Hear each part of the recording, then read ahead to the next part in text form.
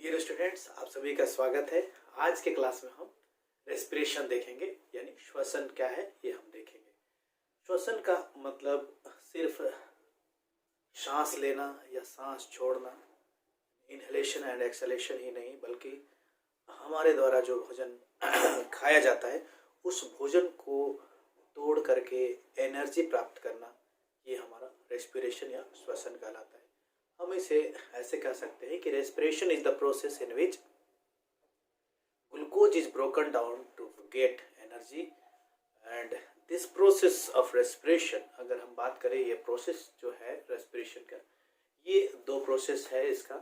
एक होता है एरोबिक रेस्पिरेशन और दूसरा अनएरोबिक रेस्पिरेशन। तो एरोबिक रेस्पिरेशन जैसे नाम से ही प्रतीत होता है कि इसमें ऑक्सीजन की आवश्यकता होगी, ऑक्सीजन की आवश्यकता होगी। अनएरोबिक रेस्पिरेशन, अवायवीय श्वसन में ऑक्सीजन की कोई भी आवश्यकता नहीं होती है।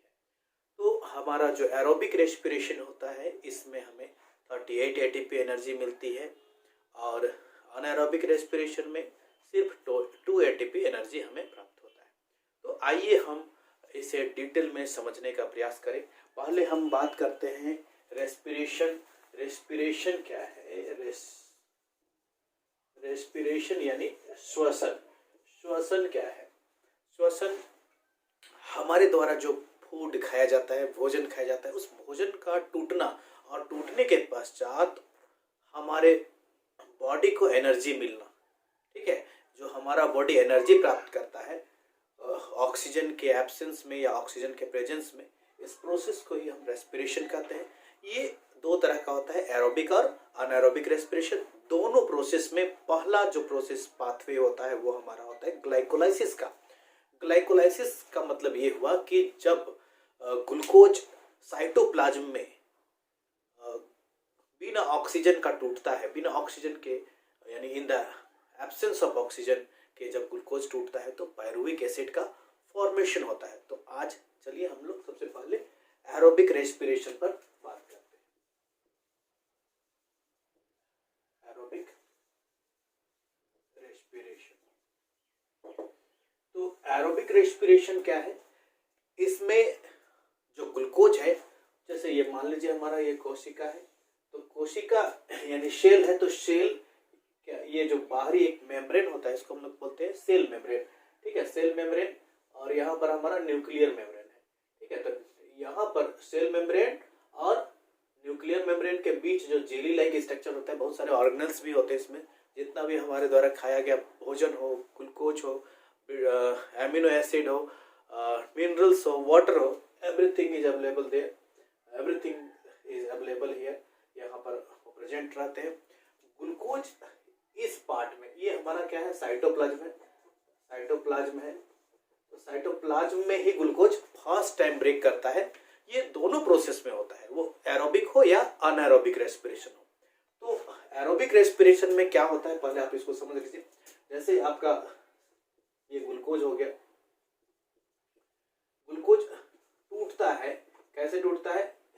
ऑक्सीजन के एब्सेंस में, in the absence of O2, oxygen के एब्सेंस में। ठीक है, ये कहाँ टूटता है? साइटोप्लाज्म में।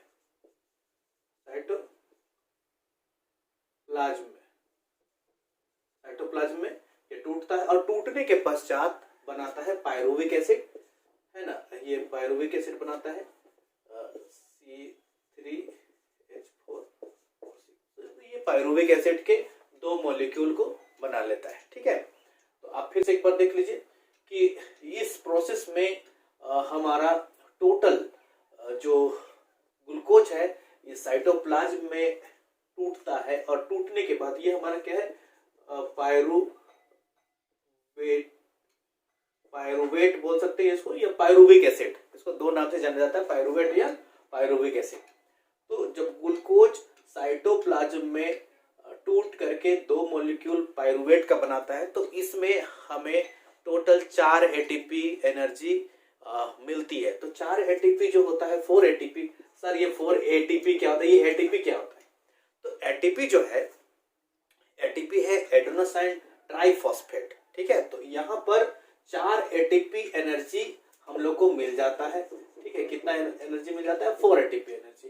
तो ये 4 एटीपी एनर्जी में 2 एटीपी एनर्जी यूटिलाइज हो जाता है, यानी हमारा सेल ये सभी प्रोसेस में खर्च कर लेता है एनर्जी।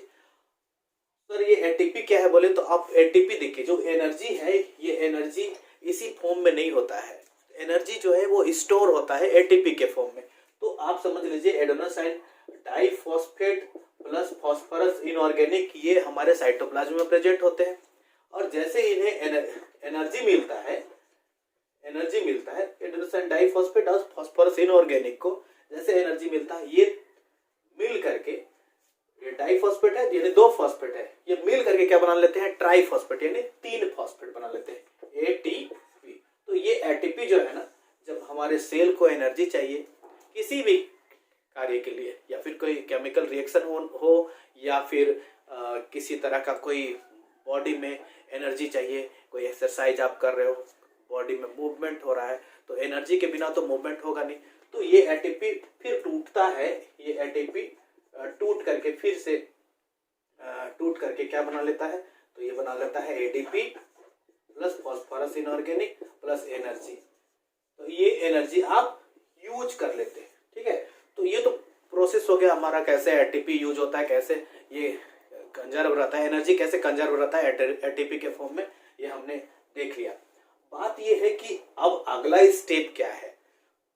हमने कहा कि या बात हो एरोबिक रेस्पिरेशन की या अनएरोबिक रेस्पिरेशन की, दोनों स्थिति में आपका जो ये ग्लूकोज है, ग्लूकोज क्या करता है, टूटता है, और टूट करके पायरुविक एसिड या पायरुवेट के 2 मॉलिक्यूल का फॉर्मेशन होता है, साथ साथ में एनर्जी का भी फॉर्मेशन होता है, एनर्जी जो कि डाइफॉस्फेट और फास्फोरस इनऑर्गेनिक के साथ कंबाइन करके एटीपी बनाती है। तो कितना एटीपी बनाती है, 4 एटीपी बनाती है। 4 एटीपी में कितना यूज हो जाता है, तो 2 एटीपी यूज हो जाता है। अब इसका एक और स्टेप है, तो ये जो प्रोसेस है हम इसको ग्लाइकोलाइसिस बोलते हैं। ये प्रोसेस दोनों केस में होता है, या आप एरोबिक बोले या फिर अनएरोबिक बोले, तो ये एक पाथवे होता है जिसको हम लोग ग्लाइकोलाइसिस के नाम से जानते हैं। अब जो मेन काम है एरोबिक में, वो ये पायरुविक एसिड का है। ये पायरुविक एसिड फर्दर क्या होता है कि पायरुविक एसिड जो है, ये पायरुविक एसिड ऑक्सीजन के प्रेजेंस में, O2 के प्रेजेंस में कहां पर होता है, ये माइटोकॉन्ड्रिया में होता है। माइटोकॉन्ड्रिया में जा करके ये दोनों टूटता है और फिर carbon dioxide plus water plus energy का फॉर्मेशन करता है। तो इस बार टोटल एटीपी यहाँ पर 36 एटीपी एनर्जी मिल जाता है। तो हम लोग देखेंगे कि ये जो टोटल एरोबिक रेस्पिरेशन का जो प्रोसेस है, इसमें यहाँ पर 2 एटीपी हमारा माइनस हो गया था, तो टोटल हमारा 2 एटीपी यहाँ बचा हुआ था। फाइनली ये हमारा 2 एटीपी का बेनिफिट हुआ था, और यहाँ पर 36 एटीपी।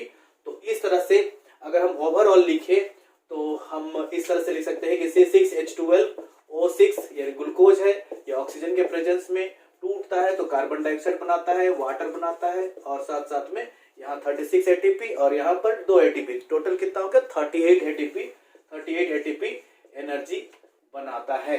तो ये हमारा हो गया एरोबिक रेस्पिरेशन। एरोबिक रेस्पिरेशन हम सभी जितने भी लिविंग थिंग्स हैं सभी में होता है। अब आइए हम बात करते हैं अनएरोबिक रेस्पिरेशन की। तो आपको ये जानकारी होनी चाहिए कि अनएरोबिक रेस्पिरेशन में आप देखेंगे कि अनएरोबिक रेस्पिरेशन में भी उसी तरह से आप देख सकते हैं कि जो पहला ग्लूकोज है फर्स्ट ऑफ ऑल वो उसी पाथवे से गुजरता है, ग्लाइकोलाइसिस से गुजरता है। यहाँ पर ग्लूकोज टूटता है माइटोकॉन्ड्रिया में नहीं बल्कि साइटोप्लाज्म में। यहाँ पर ऑक्सीजन की आवश्यकता नहीं होती है, और यहाँ पर क्या बनता है, पायरुविक एसिड बनता है। पायरुविक एसिड के बाद एनर्जी मिलती है। ये प्रोसेस तो दोनों रेस्पिरेशन में पॉसिबल होता है, दोनों में ही होता है। उसके बाद आइए हम बात करते हैं ये जो हमारा पायरुवेट है, पायरुविक एसिड, ठीक है। पायरुविक एसिड जो है ये क्या होता है कि in the absence of oxygen, यहाँ पर नो ऑक्सीजन रिक्वायर्ड, यहाँ पर ऑक्सीजन की आवश्यकता नहीं होती है, इसीलिए इसको अनएरोबिक रेस्पिरेशन कर रहे हैं ना।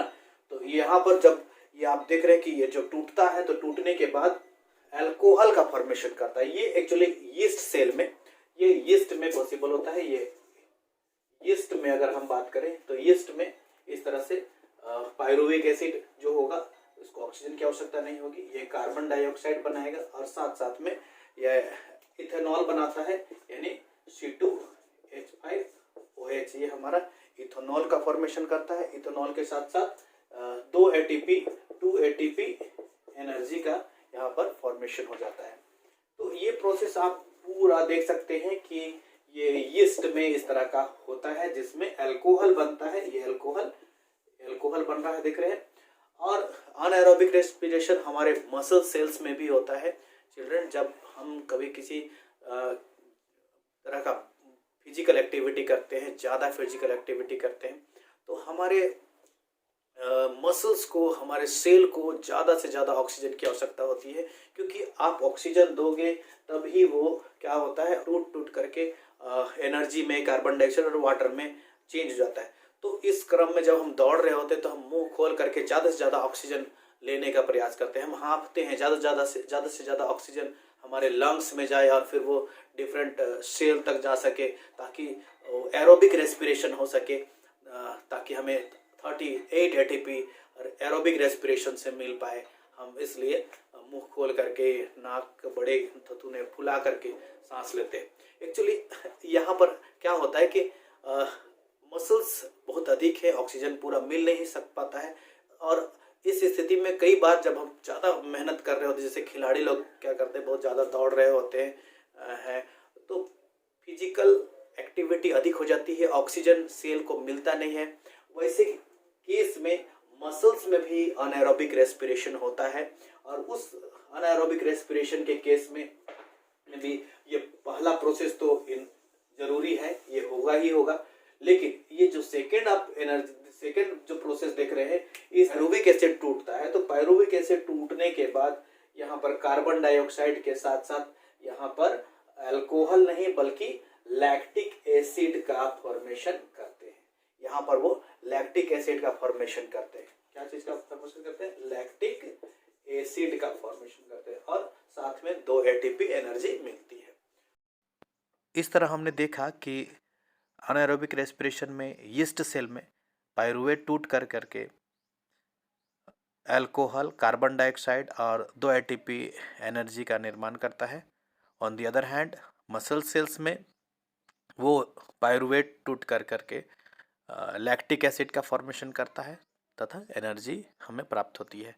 और इस केस में लैक्टिक एसिड के फॉर्मेशन के वजह से ही बहुत सारे खिलाड़ियों को क्रैम्प आता है। आप क्रिकेट वगैरह देखते होंगे, खिलाड़ी को क्रैम्प के वजह से चलने में काफ़ी कठिनाइयाँ होती है।